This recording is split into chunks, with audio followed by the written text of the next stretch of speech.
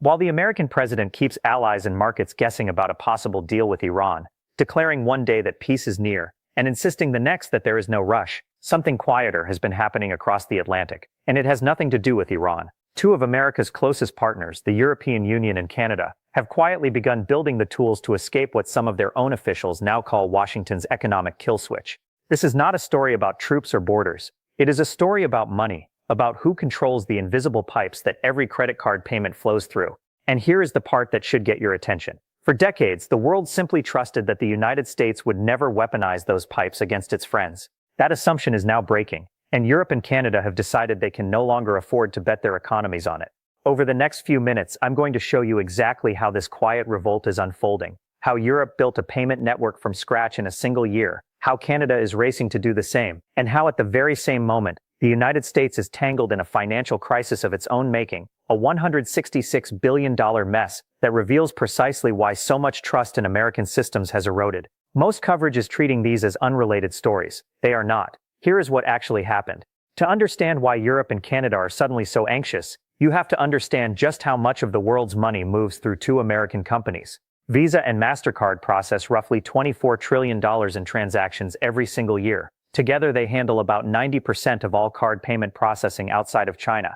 Let me put that number in plain terms. Outside of one country, 9 out of every 10 card payments on Earth touch an American network. Visa alone moves around $15 trillion a year across more than 1.3 billion cards in circulation worldwide. MasterCard operates some 3.7 billion branded cards.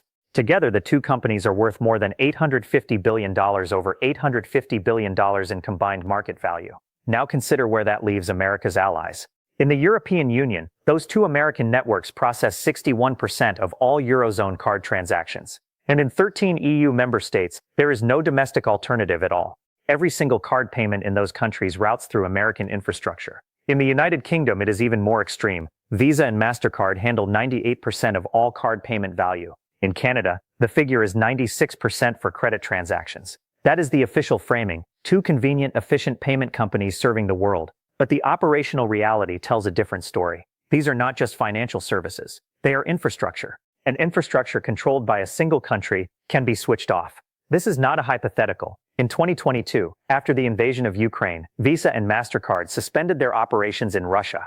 Overnight, millions of ordinary people lost access to international payments, subscriptions, and travel services. Now, that particular decision was widely supported, but every government on the planet took note of what it revealed. Financial access can be revoked in hours, not months, hours. And then it happened to a friend. In August of 2025, the United States sanctioned a Canadian judge named Kimberly Prost. She serves on the International Criminal Court. Her offense in Washington's eyes was authorizing an investigation that touched on alleged conduct by American personnel. So a sitting judge from an allied nation doing the job her court appointed her to do was cut off from the American financial system. Consider what that meant in practice. Her credit card stopped working. She lost access to her online accounts. When she arrived home and called out to her voice assistant, there was only silence. The American company that ran it had canceled her account to comply with the sanctions. And here is the detail that should worry every European and Canadian official watching. Companies that were not even legally required to comply did so anyway. A hotel booking in New Zealand triggered a red flag simply because of her name. Banks in Europe quietly stepped back, not because the law forced them to, but because, as one put it, they did not want the trouble. Their American business was simply too important to risk. Now think about what that means. If Washington can do this to a respected judge from a NATO ally, the question every finance ministry started asking was simple: who is next? And the answer nobody liked was it could be anyone. The head of a key committee at the European Central Bank said it plainly in public. Washington can switch off Europe's entire payment system at any time because nearly all of it runs through American-controlled networks. Christine Lagarde, the president of the ECB, said Europe needs its own digital payment system, and it needs it urgently. Here is the thing to understand about the risk. The danger was never that America would cut off its allies tomorrow. The danger is simply that it can, and both Europe and Canada have now concluded the same thing: that they can no longer run most critical parts of their economies on systems controlled by a government whose behavior has become unpredictable. So they started building. Now hold all of that in mind, because what Europe has constructed in barely a year is remarkable. It is called Wero, a pan-European digital wallet backed by 16 major banks. Wero is essentially Europe's homegrown answer to Visa and MasterCard, a way to move money directly between bank accounts without touching an American network. It launched in the middle of 2024, and in roughly its first year, It's signed up more than 43 million registered users across Germany, France, and Belgium. 43 million people. It has already moved more than 7.5 billion euros in transfers. But the number of users is not the real story. The real story is the alliances forming around it. In early February of 2026, the group behind Wero signed an agreement with something called the Euro Pay Alliance, a coalition of national payment systems, including Italy's Bancomat, Spain's Bizum, Portugal's MBWay, and the Nordic region's Vipps Mobile Pay. That single agreement linked together payment networks reaching hundreds of millions of people across more than a dozen countries. A separate partnership with the fintech firm Revolut adds tens of millions more, and the merchants are coming on board. Major retailers and companies, names like Air France and large European chains, have already signed on to accept Wero for online payments.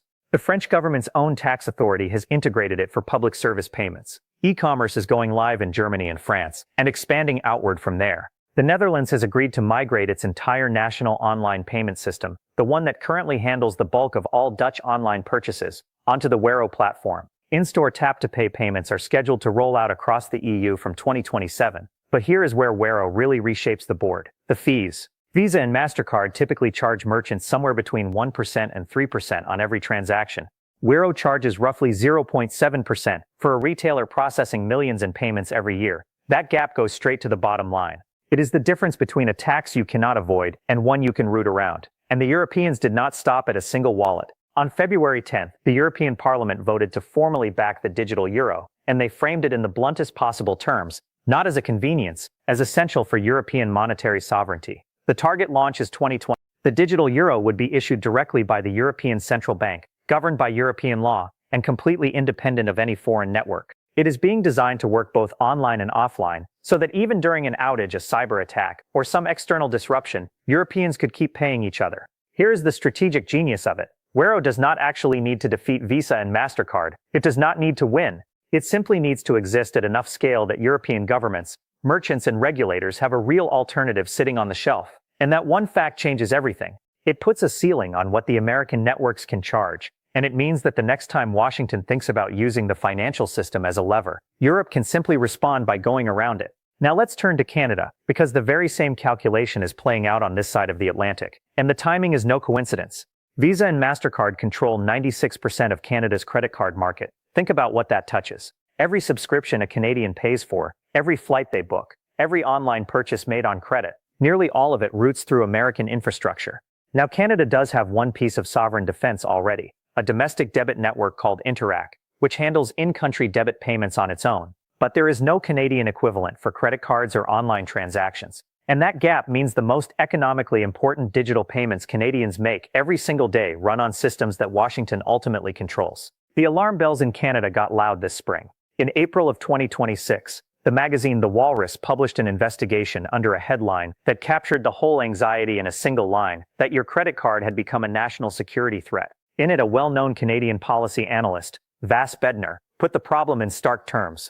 Payments, she argued, are a national security choke point. Canada needs to reduce that dependency and build alternatives. And then she said the line that has been echoing through Ottawa ever since. If the country's credit card infrastructure can be throttled by a hostile actor, then Canadians are not truly governing their own economy. That is not a forced posture review. That is a wake-up call.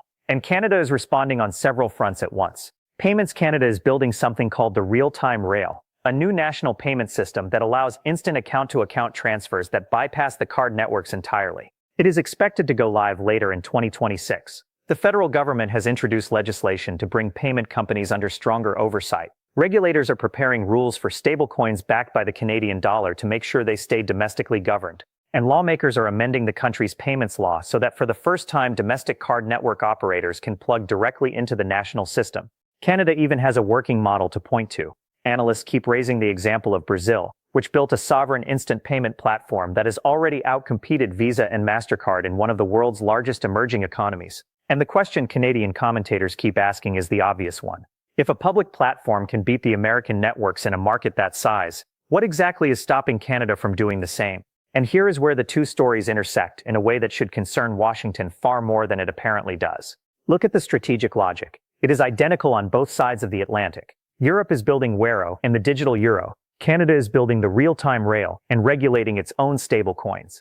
Two different continents, two different sets of institutions, one single conclusion. Both have decided they will not run their critical economic infrastructure on systems where a foreign government holds the off switch. Not because they expect that switch to be flipped tomorrow, but because they have realized it exists at all. And that realization, once it lands, cannot be undone. The standard has changed. For decades, the American financial system was the default, accepted without much thought, because allies trusted Washington to behave predictably. That trust was the real product, and it is that trust, far more than any single sanction, that is now eroding. And while its allies quietly build the exits, the United States is dealing with a financial mess of its own making, one that reveals in real time exactly why that trust has cracked. Here's what happened at home. In February, the Supreme Court struck down a sweeping set of tariffs the president had imposed. The court ruled by a 6-3 margin that he had exceeded his authority, and that ruling created an enormous problem. The government now owes refunds totaling around $166 billion. $166 billion to more than 330,000 importers who had paid those tariffs. To handle it, the administration opened a refund portal on the 20th of April. By the following weeks, more than $35 billion had already been sent out. But then something strange happened.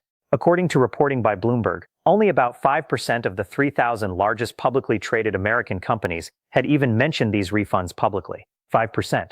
Now, the reason for that silence is not administrative. It is political. Speaking to reporters at the White House, the president described the companies seeking their money back, money the Supreme Court had ruled was taken unlawfully, as in many cases people who hate the country. He called the court's decision terrible. Read that again.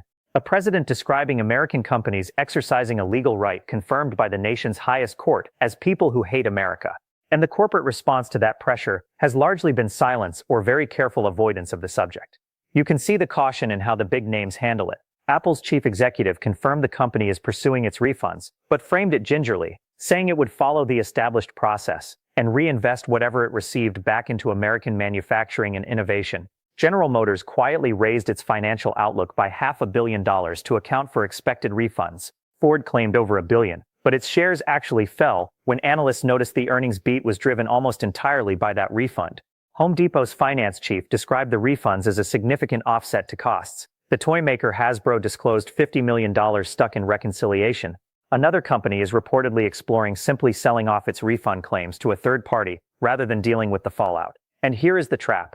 The companies that do not pursue their refunds face a different danger: lawsuits. Major retailers including Nike, Lululemon, and Amazon have been sued by their own customers who argue they are owed money because they paid higher prices due to tariffs that were ultimately ruled illegal. One lawsuit against Amazon accused the company of profiting from hundreds of millions in unlawful tariff costs and then declining to seek refunds in order to stay in the president's good graces.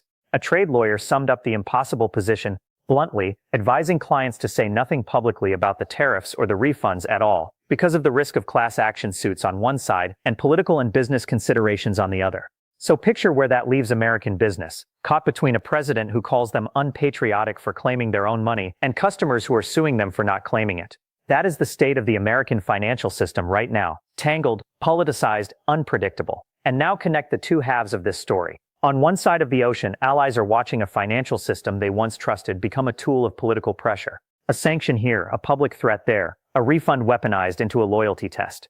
On the other side, those same allies are quietly laying new pipes, new rails, new wallets, all designed to function without American networks. For decades, the United States controlled the financial infrastructure the whole world depended on. And the world accepted that arrangement for one reason: it trusted Washington to act predictably. That trust is what is breaking down now. Europe and Canada are building their alternatives. American companies are caught between political pressure and legal risk, and the old certainty is gone. What comes next is the question neither side is yet answering out loud. Europe's digital euro is targeted for 2029. Canada's real-time rail is arriving within months. The pieces are being put in place right now, quietly, while the headlines are busy with other things. The question is no longer whether Washington can use the financial kill switch. The question, the one that should keep American strategists awake, is what happens if the rest of the world decides to unplug it first. So here is what I want you to watch in the months ahead. Not the dramatic announcements. Watch the boring infrastructure stories. Watch which merchants adopt Wero. Watch when Canada's real-time rail goes live. Because those quiet technical milestones are where the real shift is happening. The slow, deliberate construction of a world that no longer runs through Washington. If this story is telling you something you have not heard elsewhere, share it. Drop your thoughts in the comments. I want to hear them. Like the video if you want more of this, and I will see you in the next one.